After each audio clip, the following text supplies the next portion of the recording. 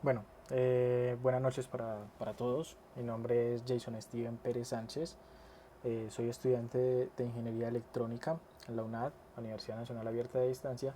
Y en este video, para el curso de algoritmos, voy a explicar brevemente lo que son los algoritmos.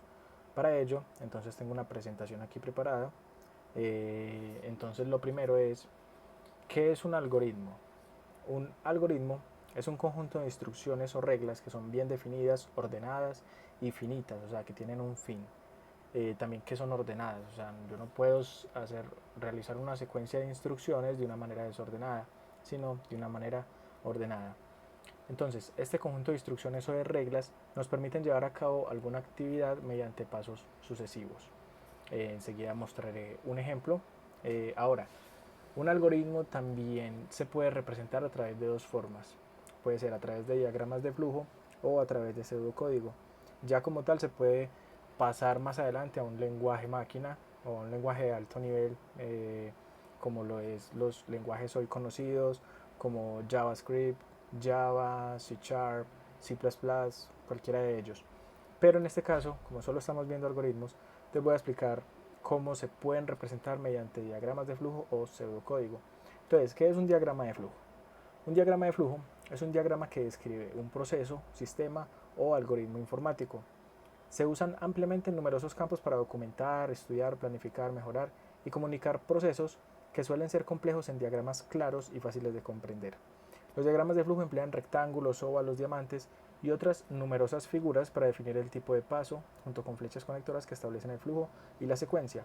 Como vemos esta imagen acá, nosotros podríamos decir que este óvalo que vemos acá puede ser el inicio, que acá vemos una estructura condicional donde nos dice que dependiendo de la condición tome uno u otro camino.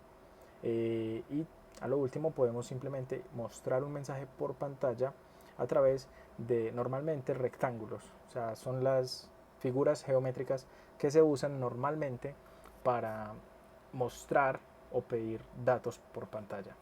Ahora, ¿qué es el pseudocódigo? El pseudocódigo es una forma de escribir los pasos que va a realizar un programa de la forma más cercana al lenguaje de programación que vamos a utilizar posteriormente. Es como un falso lenguaje, pero en nuestro idioma, en el lenguaje humano y en español. A la derecha vemos un ejemplo que está realizado en un programa para realizar pseudocódigo llamado PCInt, donde vemos que tiene un nombre, el proceso o el algoritmo tiene un nombre que se llama suma, donde allí simplemente estamos escribiendo, allí no hay código en lenguaje de alto nivel, sino simplemente algo como si lo hubiéramos escrito a mano, solo que el programa puede realizar la simulación de dicho algoritmo y pedir información al usuario que la ingrese por teclado y que la muestre por pantalla. Ahora, ¿qué diferencia hay entonces entre un diagrama de flujo y un pseudocódigo? Podemos ver que la gran diferencia que hay es que el pseudocódigo es la solución al algoritmo de manera natural, siguiendo una sintaxis establecida por el lenguaje a utilizar, que en este caso ya hablamos es como de nuestro lenguaje español. Y el diagrama de flujo es la representación gráfica a través de figuras geométricas para dicho algoritmo. Ahora, ¿cuáles son las fases para resolver un algoritmo? Pueden existir muchas más, pero las cuatro principales que vemos acá es, lo primero que debemos hacer es analizar el problema o definir el problema, entender qué es lo que nos están pidiendo. Lo segundo es diseñar o desarrollar dicho algoritmo.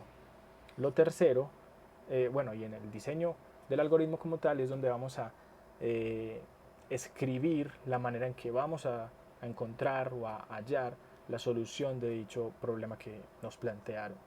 Ahora, el tercer paso sería transformar dicho algoritmo en un programa.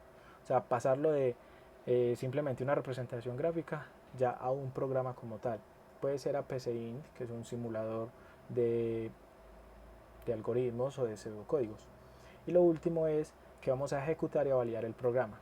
Ahora, menciono que pueden haber otros pasos porque existe algo que se llama la prueba de escritorio, que es donde vamos a probar si funciona, donde vamos a hacerlo de una manera eh, con lápiz y papel. Después lo podemos probar en un computador si funciona o no.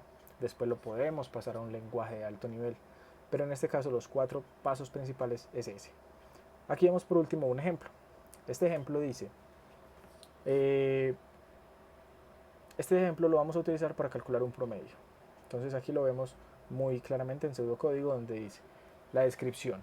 La descripción de dicho algoritmo es que vamos a calcular la medida o el promedio de tres números. Entonces, primero que todo vamos a definir variables, que en este caso no hay constantes, no hay algo que sea constante, solo vemos variables. Y en este caso vamos a definir entero como tipo de dato entero, n1, n2 y n3, que van a representar número 1, número 2 y número 3. Y como tipo de dato real, de esto hablaremos más adelante, pero les adelanto que tipo de dato real es que puede llevar punto decimal. Y como tipo de dato real vamos a definir prom, la variable prom. Entonces allí vemos los pasos. Lo primero, inicio, porque como decíamos, todo programa debe tener un inicio y también un fin. Entonces, lo segundo que vamos a hacer es leer N1, N2 y N3. Vamos a pedir al usuario que ingrese 3 datos por pantalla, si nosotros lo vamos a capturar. Lo tercero es que la variable que ya definimos como tipo de dato real, vamos a decir que va a ser igual a la suma de los tres números dividido 3. Esto como una simple operación matemática. Y el programa va a realizar dicho cálculo y a lo último, cuando decimos escribir, puede ser también dicho imprimir o mostrar por pantalla la variable prom, que fue el resultado de nuestro programa. Entonces, muchas gracias por la atención prestada y nos seguiremos viendo más adelante.